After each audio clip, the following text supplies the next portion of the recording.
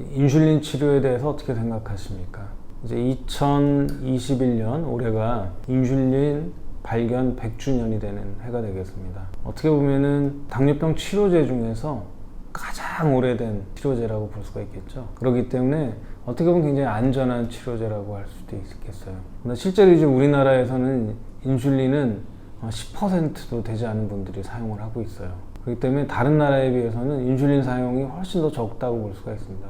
많은 분들이 이제 인슐린을 직접 맞고 자기 관리하는 그런 방법을 좋지 않게 생각하는 경우가 굉장히 많기 때문에 그렇습니다. 하지만 이제 내가 만약에 인슐린 치료를 하면서 얻을 수 있는 장점이 많다고 생각을 하면 다 이제 걱정을 떨쳐버리시고 인슐린 치료를 적극적으로 받는 것을 이제 권고를 드리고 싶습니다.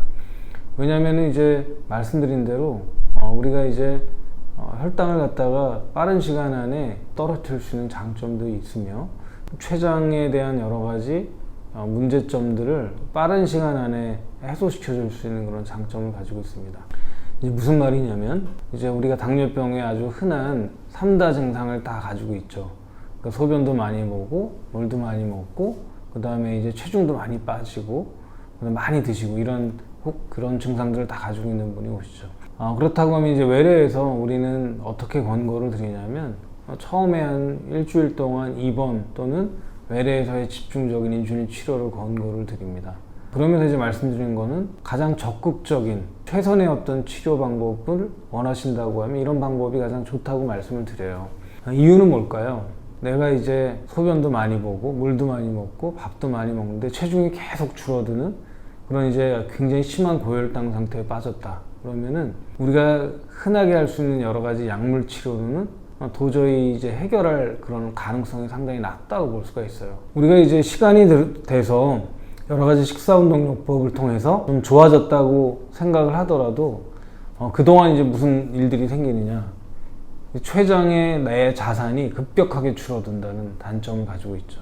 예를 들어서 혈당이 100일 때 내가 필요한 인슐린하고 혈당이 200일 때 내 몸에서 필요한 인슐린은 차이가 확실히 난다. 체중 감소가 계속 일어나는 상황이면 혈당이 300, 400, 500까지 올라가는 분들이 상당히 많죠. 그런 경우에는 췌장이 자기 역할을 하는 경우가 굉장히 떨어지게 되는 거죠. 이런 경우에는 혈당을 잡는 수준에서 인슐린을 계속 치료를 해서 혈당이 이제 정상 수준에 가깝게 유지가 됐을 때는 췌장은 어느 정도 이제 자기의 기력을 회복할 수 있는 그런 이제 상태가 생기는 거죠.